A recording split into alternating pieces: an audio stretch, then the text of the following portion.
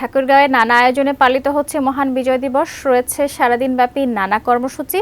বিস্তারিত জানাতে ঠাকুরগাঁও সরকারি বালক উচ্চ বিদ্যালয় বড় মাঠ থেকে যুক্ত হচ্ছেন প্রতিনিধি MS সামাদ। আমরা জানি যে সারা দেশে নানা আনুষ্ঠানিকতায় পালিত হচ্ছে বিজয় দিবস।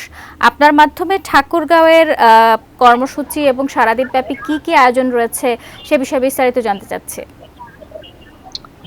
ধন্যবাদ শাকিলা। প্রথমে মহান বিজয় দিবসের লাল রক্তিম শুভেচ্ছা জানাচ্ছি আপনার মধ্য দিয়ে। যারা দেখছেন এখন 9 মাস রক্তক্ষয়ী যুদ্ধের মধ্য দিয়েই এই আজকের এই বিজয়ের উল্লাস এবং 16ই ডিসেম্বর এই দিনটিকে ঘিরে যেমনিভাবে সারা দেশে নানা আয়োজন রয়েছে, ঠাকুরগাঁও জেলা প্রশাসনের পক্ষ থেকে নানা আয়োজন রয়েছে। আমরা দেখছি সকাল 6:30 তুপধ্বনির মধ্য দিয়ে কিন্তু ঠাকুরগাঁয়ের এই 16ই ডিসেম্বরের যে মহান বিজয় দিবস এটির উদ্বোধনী যাত্রা শুরু হয়। তারপরে আমরা লক্ষ্য করছি সূর্যোদয়ের সাথে সাথে ঠাকুরগাঁয়ের যে পৌর শহরের যে কালীবাড়ি এলাকা রয়েছে সেখানে শহীদ বীর মুক্তিযোদ্ধারা রয়েছেন, তাদের স্মৃতি ফলকে পুষ্পস্তবক অর্পণ করা হয়। তারপরে আমাদের বাজার এলাকায় যেখানে শহীদ মোহাম্মদ আলী সড়ক রয়েছে সেখানে শহীদ মোহাম্মদ আলীর যে স্মৃতিস্তম্ভ রয়েছে সেখানে পুষ্পস্তবক অর্পণ করা হয়। এবং তারপরেই এখন কিছুক্ষণের মধ্য দিয়ে ঠাকুরগাঁয়ের আপামর জনতার অংশগ্রহণে এবং জেলা প্রশাসনের আয়োজনে বিজয় র্যালি হবার কথা রয়েছে। এই বিজয় র্যালি হওয়ার শেষ পরে তারপরে এখানে চিত্রাঙ্কন প্রতিযোগিতা শিশুদেরকে নিয়ে এবং সাংস্কৃতিক অনুষ্ঠান হবার কথা রয়েছে। তারপরে রক্তদান কর্মসূচি রয়েছে এবং এছাড়াও বিজয় মেলার উদ্বোধনের কথা রয়েছে। এবং এই বিজয় মেলাটি আবার ঠিক পিছনে যেটি রয়েছে এখানে 3 দিন ব্যাপী বিজয় মেলা হবে। আজকে